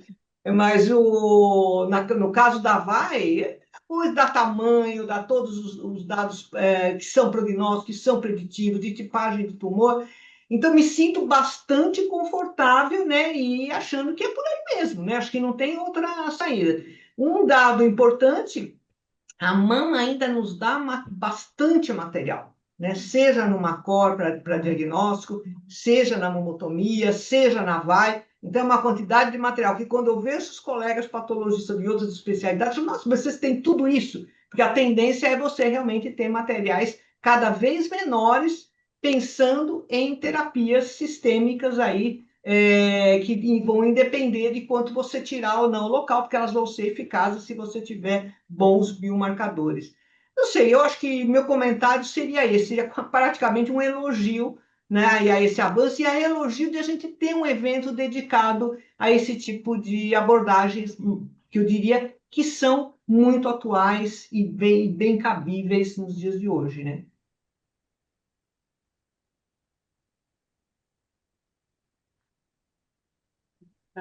Posso comentar? Claro. Boa tarde, gente. Bom, parabéns, Henrique, pela brilhante evento do Breast Meet, sempre referência para a gente como evento anual. E eu gostaria de fazer uma pergunta, tanto para a Vanessa quanto para o Dr. McIntosh, porque dentro desses estudos que vocês fazem, né, para a Vanessa de crioablação e para o Dr. McIntosh a respeito da ressecção a vácuo. O estudo é randomizado e a radioterapia fica a cargo de cada serviço. Mas a minha pergunta porque nós temos tipos de radioterapia completamente diferentes. E quando a gente está pensando em descalonar o tratamento, a ideia também é descalonar o tratamento da radioterapia. E por vezes, essas são as pacientes que poderiam fazer radioterapia parcial de mama. Então, Vanessa, no seu estudo, existe um critério para que essas pacientes sejam irradiadas toda a mama ou é permitida a radioterapia parcial? Ou fica a critério de cada instituição? E para o doutor McIntosh, a minha também pergunta é se há algum protocolo de randomização quanto à radioterapia para essas mulheres. Eu vi que a doutora Charlotte Coles faz parte do mesmo estudo, que é o Small Trial, que você conduz. Ela é uma grande referência para a gente na radioterapia. Eu gostaria de ouvir um pouquinho mais sobre esse protocolo da radioterapia para essas pacientes.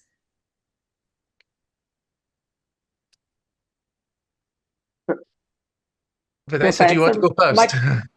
Ok, thank you a lot. Obrigada pela pergunta. O nosso estudo, fase 3, ele tem o nome de Six Trial, exatamente por isso, porque nosso protocolo de radioterapia vai ser definido, não fica a critério do serviço.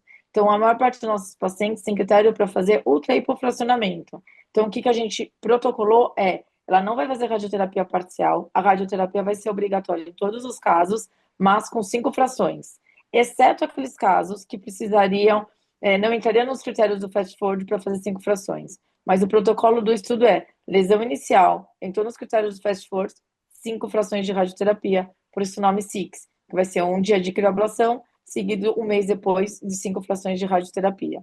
Como a gente definiu o protocolo de radioterapia, não tinha por que a gente fazer a radioterapia parcial. Então, a gente associou só o fast forward para a gente ter um padrão. Queria mas o fast forward deu ou não certo? Espero respondê-lo em 2030, porque a gente não tem esse dado ainda. Okay. Professor?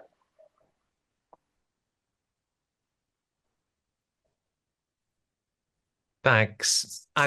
Muito obrigado. Olha, no ensaio SMALL, nos pacientes aleatorizados para VAI, nós exigimos que o paciente deveria receber radioterapia. Então, tem que receber radioterapia. Entretanto, a prescrição de radioterapia que recebe fica a cargo do centro de tratamento. A gente concorda em parar, mas poderia ser radioterapia de toda a mama, mas o paciente no ensaio SMALL também recebe radioterapia parcial, se esse for o padrão de tratamento no seu centro. Agora, eu ainda não vi os dados, porque obviamente é um estudo cego, mas há pacientes que receberam na mama parcialmente, então a gente não vai decidir. Todas as pacientes vão receber radioterapia, algumas vai ser parcial e outras não. E todos vão receber, e todos que receberem radioterapia em toda a mama vão ser 5 frações. Gostei do nome, 6. Boa ideia aí o nome do seu ensaio. Aline, gostaria, por favor, de continuar nosso debate? Would you like to continue with our discussion?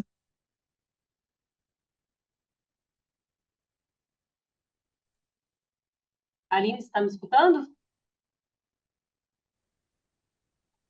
Seu áudio está desligado, eu acho. Deu? Desculpa, Sim. gente. Sim. Estou encantada, Henrique, a sua palestra, assim, a gente vê o tanto que você é um entusiasta, né, e você faz a coisa mesmo com amor e dedicação. Obrigada por me convidar com uma plateia tão ilustre, né, ver aqui Filomena, Valdeir, né, um palestrante internacional, e eu acompanhei a programação. Parabéns, é sempre bem-vindo o evento de descalonamento, e a gente está enfrentando isso também no cenário da oncologia clínica, onde a gente descobre que muitas vezes menos é mais para a gente otimizar o recurso para quem realmente precisa. Minha dica, A gente está aqui num painel de especialistas, né? A gente está tratando de conceitos, mas a gente tem que fazer educação continuada. Então, muito prazer, crioabração, muito prazer, vai, né? Eu vou ter que rever o jeito que eu vou rever os laudos das minhas pacientes, porque eu faço um checklist de cobiópsia, de cirurgia, de ampliação de margem. Então, façam a comunicação multidisciplinar, deixem avisados os oncologistas. Olha, foi optado por fazer a vaiocrioblação, porque dentro dos critérios já estava estabelecido que essa paciente não era candidata à quimioterapia, que o protocolo da rádio ia ser hipofracionamento, que ela ia fazer hormonioterapia. Isso é super importante, porque a coisa mais importante para a paciente é a equipe falar na mesma linguagem, né? É não gerar insegurança. Eu não vou perguntar para ela, cadê o seu linfonodo sentinela, qual cirurgia que você fez, foi setor, fez reconstrução, você imagina, né? Então, a minha dica é que essa multidisciplinaridade, que a gente alinhe mais, né? A Filomena falou assim, é uma nova década, a gente, é claro que é bem-vindo.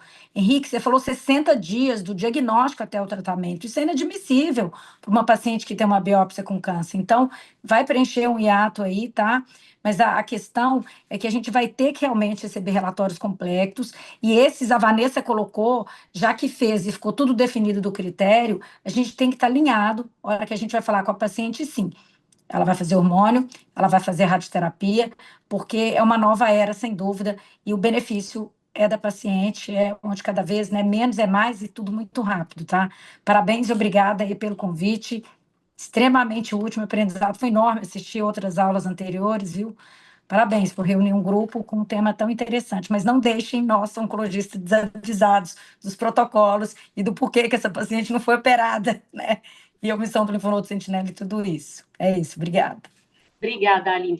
Eu vou abrir para algumas perguntas aqui do nosso público. Doutor Henrique, tem uma pergunta aqui que fala que o Small e o VAI Breast 01, o cutoff era de 1,5 centímetros. Mas até qual tamanho, para essas lesões, o tratamento com o VAI seria possível da gente fazer? Muito obrigado pela pergunta, Cristóvão. É um prazer ter todos aqui. Em relação ao ViBreast, 15 milímetros é um tamanho que a gente não faz uma seleção prévia, então o nosso tratamento é em tempo único, diagnóstico e tratamento. 15 milímetros é um tamanho razoável, onde você praticamente consegue tirar as lesões e, ao mesmo tempo, não prejudicar ou a escolha do tratamento. Lembrando que, após o diagnóstico, essa paciente é estadiada, e se ela tiver uma axila positiva, ela vai para a Quetenel e ela é excluída do estudo. É possível ressecar lesões maiores que 15 milímetros, mas a gente entra numa questão, quando, no caso do ViBreast, que a gente está avaliando um diagnóstico e tratamento em tempo único, então são vários tipos de lesões, de tumores, você entra no caso da questão da quimioterapia neoadjuvante para tumores maiores. E isso pode mudar um pouco. Embora todo mundo questione isso, mas não pensa o seguinte, será que uma VAI primária pode ser uma citorredução e aumentar as taxas de resposta completa pós-Quetenel? Então esse é todo um novo campo de conhecimento e que a gente começa a explorar e que a gente está de frente a inúmeras oportunidades. Eu queria escutar o professor Stuart. Thanks, Enrique. I think Muito obrigado, Henrique. Eu acho que nós tomamos uma decisão muito mais pragmática em termos de limite de tamanho de tumor para o small, porque estamos procurando deliberadamente tumores de baixo grau que vão representar tumores superdiagnosticados no programa de triagem de mama. Estamos observando dados de VAE em lesões benignas também, e em lesões sólidas a gente busca também fibroadenomas, e os dados sugerem que até 15 milímetros você poderia ter confiança que você pode remover todo o tumor, além de 15 milímetros, se torna muito mais difícil para ter certeza que você removeu toda a lesão. Lembrando que é pouco provável no seu estudo, as nossas indicações, os nossos pacientes não vão passar por cirurgia depois, só vão receber terapia adjuvante. Então, nós queremos ter certeza que nós temos uma boa chance de remover todo o tumor, e esse foi o racional aí por trás do tamanho de corte de tumor. E, obviamente, você pode remover tumores maiores, o senhor está certo, mas acho que nesse momento a gente já entra numa outra discussão, diferentes tipos de tratamento pré-operatório, e a questão que você levantou é muito interessante, não tem a resposta ainda, mas vai ser interessante estudar isso e ver o que é que acontece, e nós vamos ver uma expansão do uso de VAE numa situação como essa, tá bom? O professor Stuart disse uma coisa muito importante, é que o nosso estudo é um fase 2.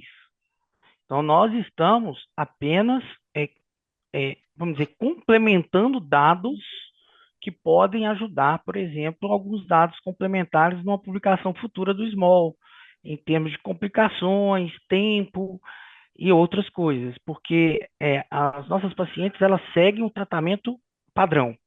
Então, depois da incisão a vácuo com shaving, ela segue todo o tratamento padrão. Então, não há prejuízo e nós não sabemos ainda isso no futuro. Mas é muito semelhante ao linfonodo sentinela quando ele começou. Ele era um teste diagnóstico. Então, se eu consigo um shaving negativo como teste diagnóstico, com uma baixa taxa de falso negativo, vai funcionar. É uma questão de tempo. E I think you're absolutely right. I agree with you completely. O senhor está certíssimo e eu concordo plenamente. Para a gente finalizar aqui, eu vou perguntar a última questão, para fazer a última questão para a doutora Vanessa. Em lesões retroareolar, periareolar, tem algum risco de comprometer a circulação sanguínea nessa região, comprometendo o complexo areopapilar? Perfeita, ótima pergunta. No início, a gente teve realmente medo da área retroareolar, ou muito próximo, né? E hoje, na verdade, a gente está fazendo tranquilamente. Por quê? Porque a área de necrose é mais na área central. Então, mesmo lesões próximos ao CAP, ali, 2, 3 milímetros, a gente sempre usou uma distância da pele de 5 milímetros para evitar a lesão térmica da pele, e do mamilo a gente não usava uma distância estabelecida. Mas o que a gente viu? Mesmo lesões próximas, quando a gente faz a hidrodissecção, a gente consegue fazer uma distância daquela lesão à pele de quase 1 centímetro. Então, a gente consegue fazer a mesma hidrodissecção da região retroareolar. Então, infundindo soro fisiológico, essa região tem que estar bem anestesiada. A gente separa a lesão da região retroareolar e a gente consegue fazer a crioblação. A gente não teve nenhuma necrose do CAP, nem lesões periareolares. Mas a gente chega a usar, às vezes, 200, 300 ml de soro fisiológico durante o procedimento, porque a gente faz a primeira hidrodissecção para distanciar a lesão, e conforme o ice ball vai crescendo, conforme a gente introduz, né, e aciona, por exemplo, o nitrogênio, o ice ball ele cresce relativamente rápido, a gente continua fazendo a infusão do soro fisiológico para distanciar. Com isso, a técnica é bem viável, e normalmente a paciente não sente a infusão do soro fisiológico. Nayara, eu acho que a gente pode passar um minutinho, a gente compensa a discussão. Eu queria escutar o Dr. Bernardo, como é que é a história, rapidamente, de só receber cobiópsia e depois começar a receber esse tanto de material. Como é que foi o susto do laboratório e como é que ele foi desenvolvendo isso? Foi obviamente muito interessante, né? A quantidade de core, muitas vezes com descrição de lesão e falta de lesão na core mesmo, né? A descrição, às vezes, 4B, 4C é mais raro, mas acontecia, né? E lesões que a gente só via, estroma hielinizado, nada demais. E isso quase que acaba, né? Com esse tipo de amostra de cisão a vácuo e VAB em relação a core. É óbvio que existem uma variação considerável entre observadores e ultrassonografistas, mas é uma amostra que evoluiu bastante, e a gente foi evoluindo tanto a quantidade, o tamanho, né, quando foi escolhendo agulhas que geram fragmentos ainda maiores, depois com shaving, depois a gente acompanhando os setores ao longo desses mais de 5 anos já, né, Henrique? Então, assim, tem sido muito interessante. No início, obviamente, foi uma adaptação aos critérios morfológicos, principalmente no caso de HDA e carcinoma in situ, né, que de baixo grau, que o critério de tamanho e a amostra pode ter sido fragmentada bem no meio, onde você atingiria o cutoff e não se atinge na excisão a vácuo. Então, assim, foi uma evolução bem interessante e com amostras maiores, esse tipo de dúvida também foi ficando menor, menos frequente, porque a área ficou maior, então é mais fácil de atingir lá o cutoff de 2 milímetros, né? Então, tem sido muito interessante isso aí, e ver a VAI também, a evolução do shaving, que no início a gente via muito coágulo, pouco parênquima, e hoje o shaving a gente já vê uma representação muito maior de parênquima e cada vez menos coágulos nas amostras. Então, tem sido muito interessante ao longo desses anos evoluir, acompanhar essa evolução aí, e eu estou bem otimista para essa progressão aí, que vai ajudar bastante os pacientes, evitar cirurgias, blocos, dias de internação e companhia. Eu acho que tá muito promissor, e eu vejo isso como um caminho que nós muito provavelmente vai evoluir dessa forma. Era isso. Vou agradecer a participação de todos para essa discussão brilhante e vamos seguir com o nosso cronograma, que a gente tem mais discussão. Obrigada.